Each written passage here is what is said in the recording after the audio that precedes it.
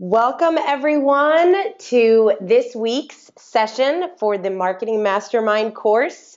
Today, we are talking about customer service, loyalty programs, and getting reviews. So we have a lot of fun things to go over, and this is a really fun topic because obviously, once you get a client through your door, you need to make sure that you're providing them with great customer service, so they want to talk about you, and of course, they want to come back. So we have lots of fun things to talk about. If you have any questions along the way, please feel free to submit them in the chat box. So before we get started, of course, we're going to bring up the action items and just want to check in with you. So every week, like we keep talking about, you are coming up with a list of things from 3 to 5 items that you need to do to help move you forward in your business. So like we keep saying, it's really easy to get overwhelmed with all of the stuff that we have to do. So every week after we go through these sessions, you're either picking something or a few things that relate specifically to this particular topic, or you're throwing in some other things that you know you need to take care of this week that's going to help you get a new customer or client, or again, move you forward in your business. So make sure that you're keeping track of those action items. And of course, I'm here to help you along the way. So a lot of you are emailing those to me and letting me know what you have going on and how I might be able to support you. So keep those emails coming and continue to have me involved in that process.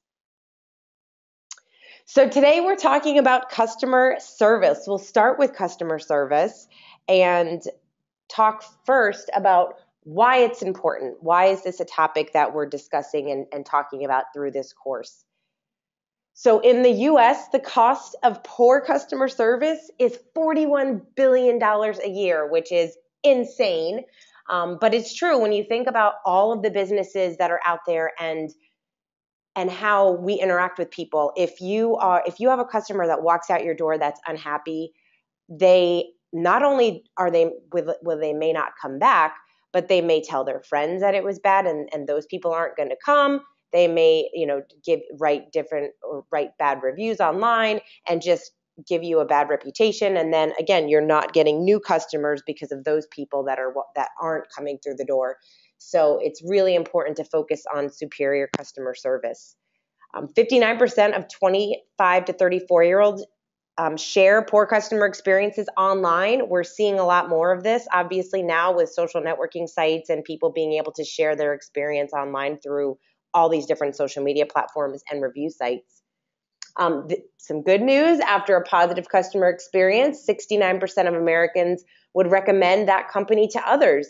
So this is not rocket science. We all kind of know this. Word of mouth marketing is very effective and very cost effective. So when someone has a great experience, they're talking about that experience, and it makes it more likely that those people are going to come to your door based on what their friends and colleagues have to say about you. Following a negative customer experience, 58% of Americans would never use that company again. And think about the companies that you go to. If you had a bad experience with them, most likely you're not going to go there again.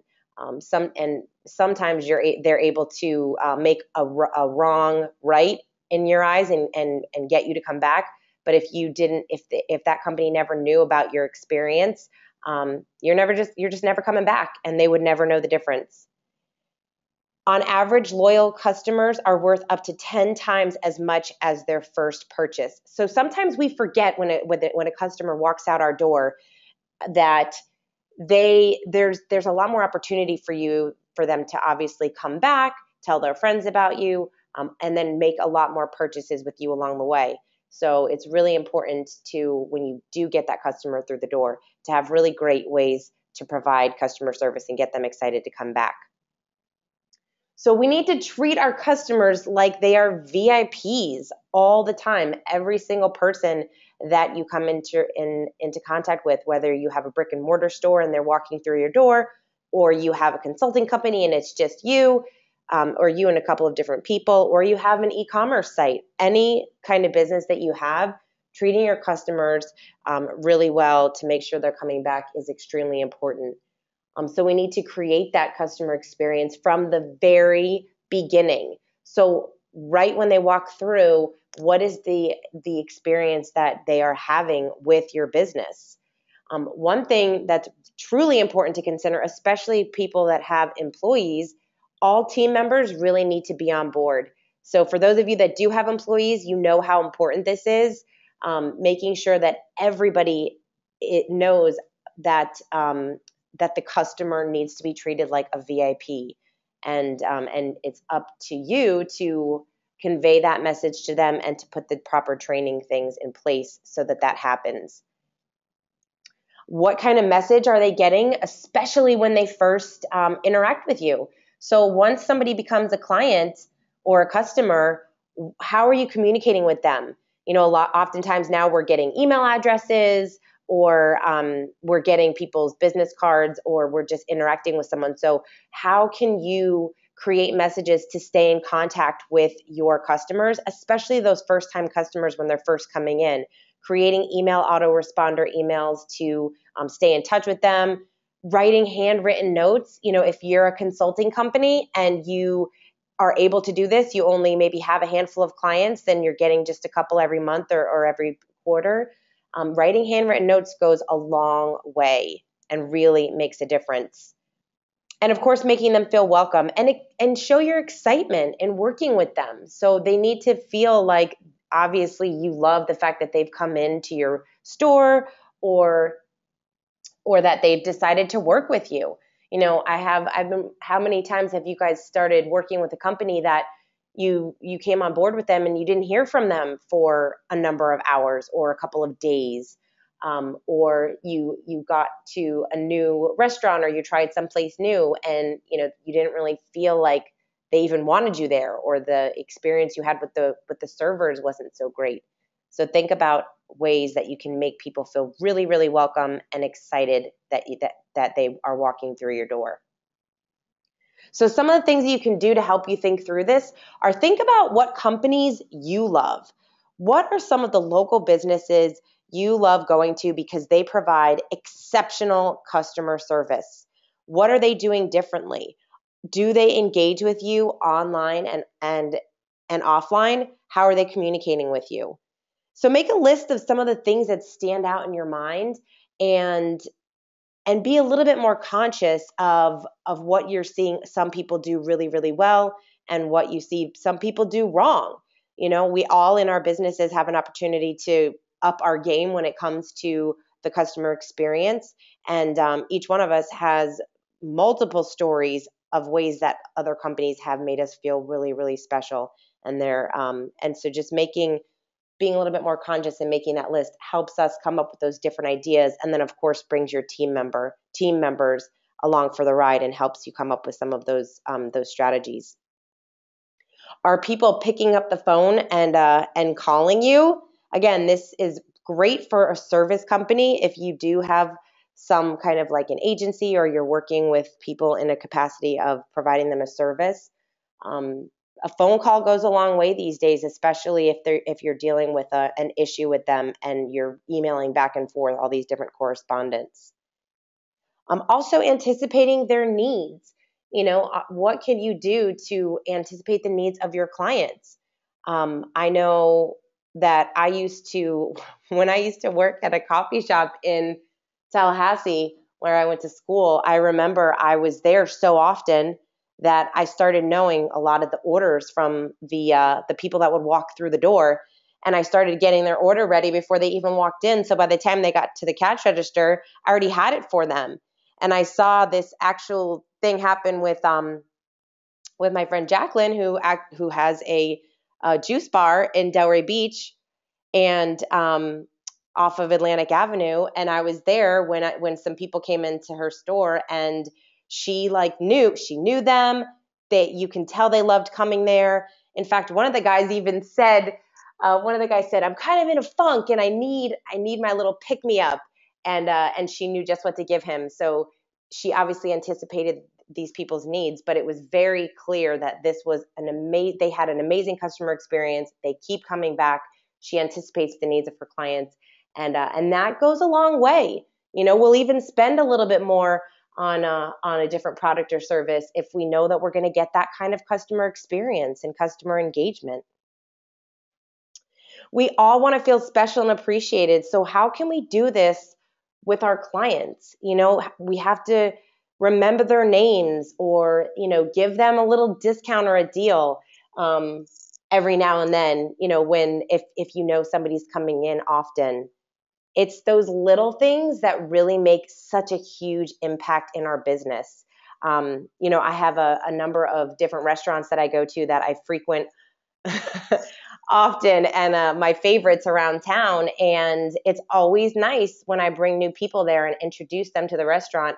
And sometimes when I get the bill, they've comped some drinks, or maybe they came by and gave us a really beautiful dessert, something that's really little. And it's something small. It doesn't cost them a lot of money, but I rant and rave about these places because this is what they do. They don't have to do it.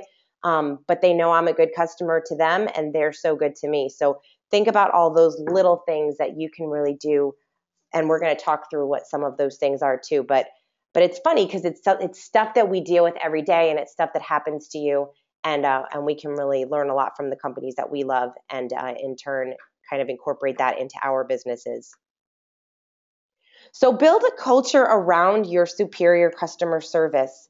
How can you stand out from the competition and create outstanding customer experience? Can you send them some kind of a gift out of the blue? Obviously, through social media and stuff, you can do some really fun things too, like having different days where you're offering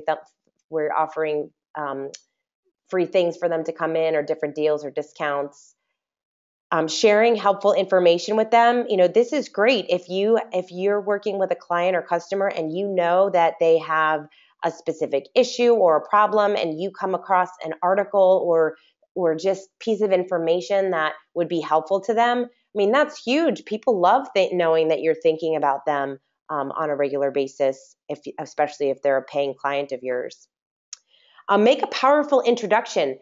This just goes back to my chamber days, because when I was able to make really good introductions to people, that could really improve someone's life or business. Again, if you know someone's going through some kind of a health issue and you can introduce them to someone in a space that will help them, whether it's to help them with their yoga, or a doctor or a chiropractor, or if you know that two people which would really benefit from knowing each other, that can really go a long way when it comes to that customer service experience. I love trying to connect different people together, just because, again, people appreciate it. And it's something that you don't have to do, but it definitely stands out from the crowd. We kind of talked about giving an unexpected deal or discount or treat. I know I do some marketing for a local spa, and we started doing our little Treat Yourself Tuesdays. So our customers got excited to be able to come in on a Tuesday and enjoy a 20% off of their spa service. So just little things like that.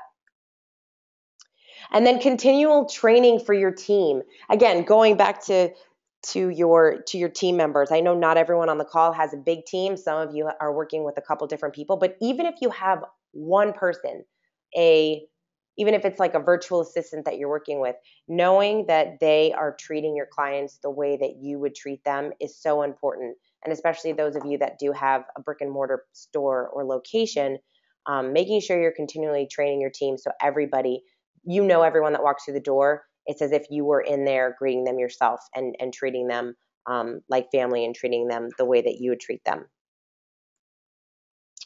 Meet with your team regularly. Discuss what's happening with them, happening with your clients, and brainstorm how to make things better. I have a couple clients that I work with. They do have a team of people, and customer service is always an issue. It's always something that we work on and try to improve and make better. And the only way to do that is to talk through what people are seeing happen every day and how we can make those improvements. What's happening with the clients, what are they saying, how are you responding, and how can we respond better the next time, and how can we make the customer experience that much greater. So making sure if you do have a team that you're constantly coming up with these different ideas, never staying stagnant, and obviously putting people together to talk about these things instead of just trying to come up with all these ideas yourself is going to benefit everybody involved in the process. And then obviously having the right processes in place and always be strengthening. Processes are key to business. You have to have the right processes in place in order to make sure things are running smoothly. So if you have if someone is upset or you have a customer that is not happy with something, having a protocol, having everybody on the team know what next steps to take, what you should do in that case. And again, if you're a one-person show, same thing. You should have some kind of a process like set up so that you know how you're dealing with any kind of issue that comes up, so that you're never wondering. There's always something, and then you always will know how to take care of that customer immediately, right away. You don't really even have to think about it. So a couple of companies, although these are bigger companies, but just to get our minds thinking about that customer service and building that culture around it, some of the places that do have superior customer service, one of them is Trader Joe's. Trader Joe's doesn't have everything that some of these other grocery stores have, but people love it. And one of the reasons why they love it is because it's a great shopping experience. It's fun. And they encourage its store employees to have fun on the job and to treat people like friends and strike up casual conversations with shoppers. And they wear Hawaiian shirts. And, it's a really fun experience in there. And when you're checking out, if you forget something or if you need something additional, they ring that little bell and they have someone go get it for you. So those are all things that really strengthen that customer experience, so that people just feel really relaxed and they enjoy going shopping there. Chick-fil-A is another one that's really superior. They actually took Ritz-Carlton's advice, and all their employees have to use the phrase "my pleasure" to all of their customers, which I love, especially when you're out at restaurants and when if you thank someone and they say "no problem," oh my gosh, for a service type business, that is just kind of one of my pet peeves. So my pleasure, saying things like my pleasure. They have an amazing training program, so they're constantly working with their team and making sure that they have a really friendly team members and make it a really enjoyable experience to walk through those doors. Amazon, of course, is amazing. They do they're a great company with their free shipping and automatic refunds, and they listen and fix problems. It's, we all have heard the phrase, the customer's always right. Amazon does an amazing job at just making sure that if there's something wrong, if you call in and you state your case, you're probably, it's going to go your way and you're going to be able to get something resolved and taken care of really quickly. So it's always nice knowing that you can deal with companies like that. Setting expectations for your clients is and customers is important, because setting clear expectations make them really understand how it is that you're going to be working with them, what they can expect from you on a regular basis. They want to know when they're going to hear from you and how they can connect with you. There's nothing more annoying than if you're trying to reach someone.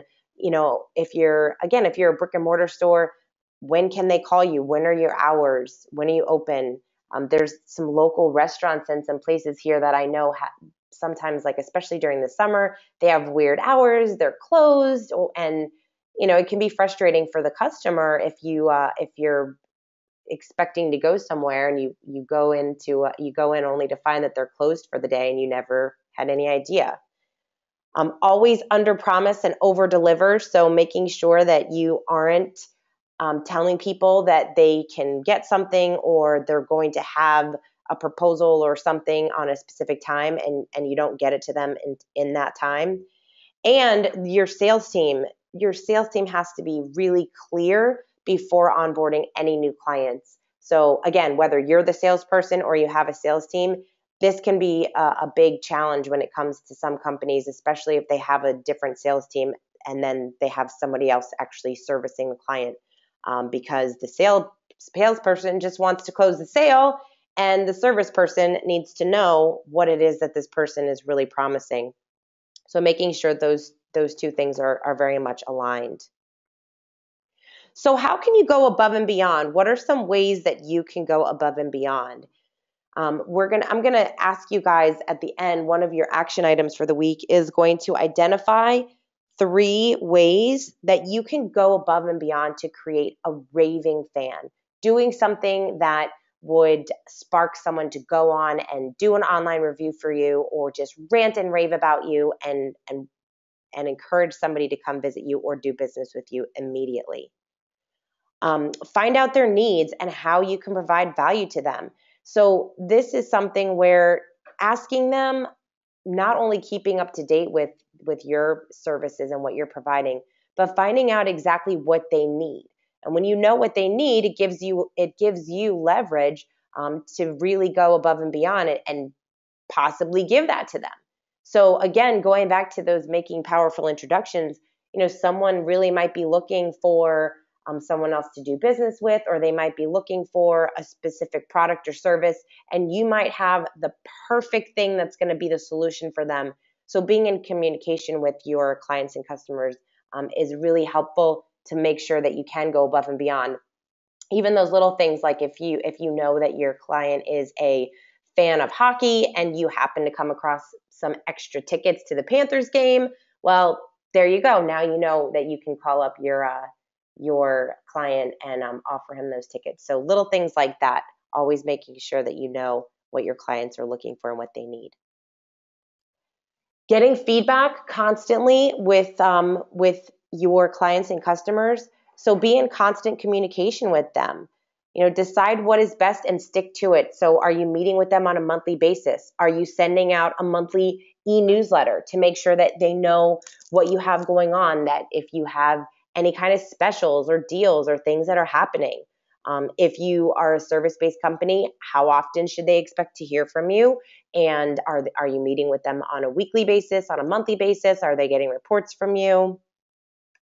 And then survey your clients and customers to get feedback, whether it's on a monthly basis or maybe just your newer clients. They get a survey when they first come in. We do for the spa that I do some marketing for, they get a survey after they got their first service. And of course, we want to know how their experience was. And so we can, make sure, again, that they're having a great experience, what they like, what they didn't like, and how we can always make those adjustments and improvements. And picking up the phone. Sometimes when we're looking to engage our clients in a different way, or we're just looking to improve our customer experience, pick up the phone and call some of your clients or customers and just ask them and have a conversation. Ideally, some of my clients are working on, they're in service industries and they are looking for new products, or they're thinking about launching a new program, and they ask my feedback on what they should do or how they should promote it. And I tell them to pick up the phone and ask the people that they want to be servicing, and have a really great conversation with them. People, if you pick up the phone and ask, they're going to give you the feedback. So make sure that surveying is part of your strategy. Again, whether that's monthly or quarterly, just so you can stay in contact with your fans.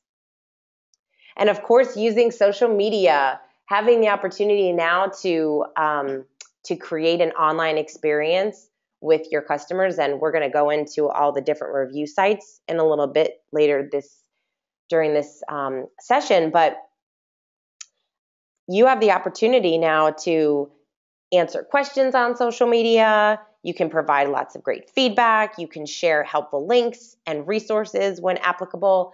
I know Evan's always really good about tagging me in different posts that he sees that he thinks are relevant to me or he thinks that I might like.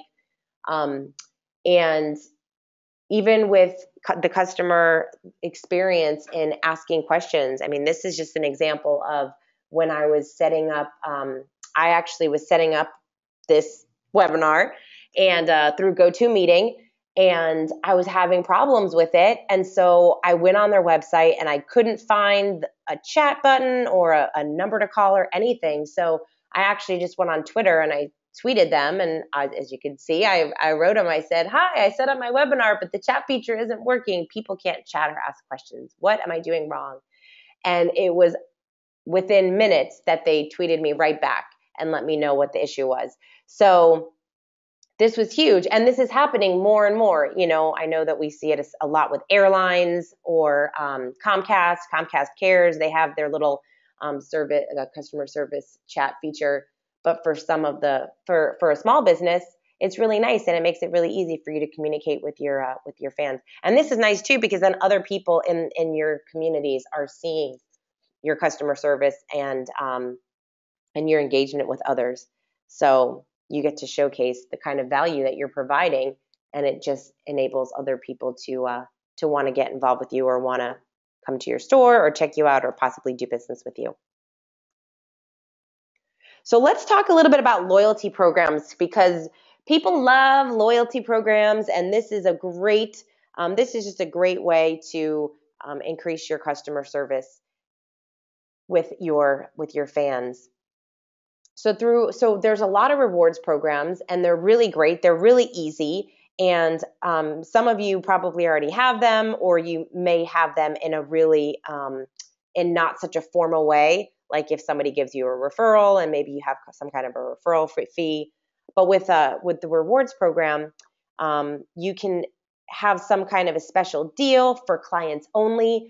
I don't remember who it was, but sometimes you'll see those different coupons that are out and about that say first time customers only get 50% off or 20% off.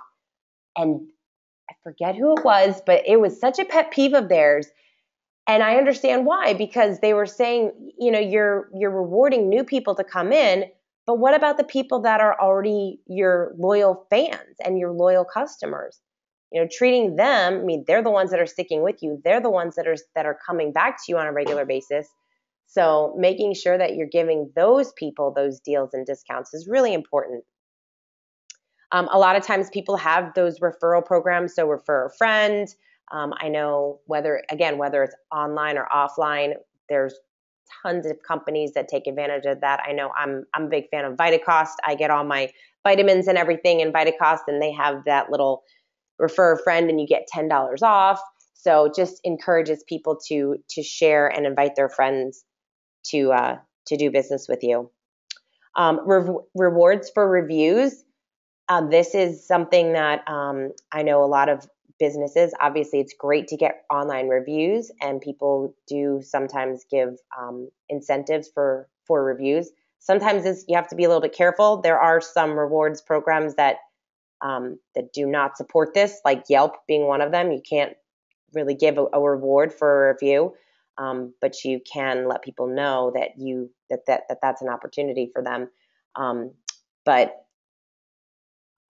giving some kind of a reward for some of those other review sites or testimonials, client testimonials. Rewarding employees too. Getting employees involved in the process and in the game is important.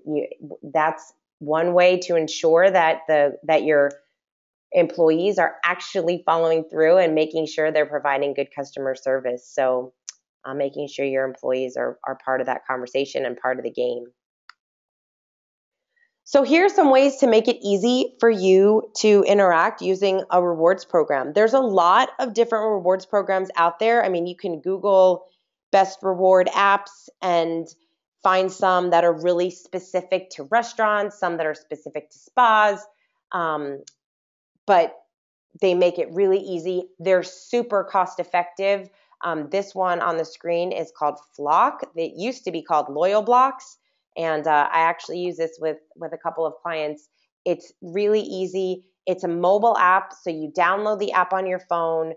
You can create rewards and send out push notifications. So once you start getting people to to get that app on their phone, then you can start pushing out notifications. So if, for instance, the juice bar, they have the app on their phone, and maybe one day you decide, hey, you know what? It's Friday and I'm feeling generous. I'm going to do a buy one, get one free juice, or buy one, get one free wheatgrass shot, or whatever the offer is. And you can push it out to the people that are following you and that do have the app, which is great. It's a nice way to drive traffic into your location like immediately that day. Also punch cards. So instead of having like a punch card where you actually have to like get somebody to whip it out of their wallet and you use the little hole puncher, this app actually has the punch cards, and you can decide what kind of gift you want it to do. So maybe it's, hey, you come in and you get four yogurts and the fifth one free, or whatever it is. We use it for the spa, and if you come 6-7 times, you get 50% off your next massage. So whatever it is that you want to do. So this is just a great way, especially because, again, you have some of those people that come on a very regular basis. So they would get really excited to be able to punch their card when they come in every time and know that they're going to get something out of it at the end. Also, custom messages when customers walk in. This one actually allows you to have a message saying something like, hey, welcome to XYZ. We're so happy to have you here. Or have you seen the latest deals that we have going on? So this is just fun, and it encourages interaction with your fans and customers when they walk through your door. Perka, again, this is just another one. It's another mobile app.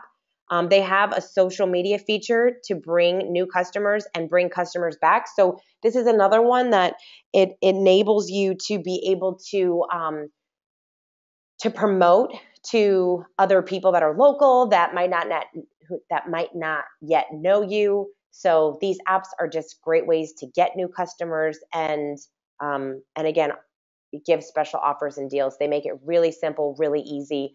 And again, it's either a monthly fee or like a one-time fee. I think Loyal Blocks, when we did it, it was maybe $499 for the year, and now you basically have an app that you can share with your clients, which is really nice. So definitely encourage people to take advantage of that for your business. So let's talk about getting reviews, because online reviews is more and more important, especially these days with social media and people being able to say whatever they want about all these different companies. So why is it so important? 88% of customers trust online reviews as much as personal recommendations. So again, we talked a little bit about word of mouth marketing, which obviously is the best. You always want people to talk about your business and why people should do business with you. So getting online reviews is just as good as personal recommendations. Nearly 9 in 10 customers have read online reviews to determine the quality of a local business, and 39% do so on a regular basis. So, to no surprise, most of us now, before we go to a restaurant, before we order something on Amazon, before we purchase something, we are going online, checking out reviews, seeing what people have to say. And I also read that people, most of the times they're reading the negative reviews. They want to know, even if you have a good star rating, people still want to see some of the negative things that people are saying about you. 85% of customers say they read up to 10 reviews. So I always tease my mom about this one, because anytime before she buys anything, she goes above and beyond. She is reading way more than 10 reviews, but that's a lot. That's a lot of reviews. So getting more and more reviews to your site is just helpful to let people know what to expect when they start working with you. 72% of consumers say that positive reviews make them trust a local business more. Again, this makes sense. It's just interesting to see the statistics that are out there. But again, more positive reviews, it just is going to showcase and feature your work.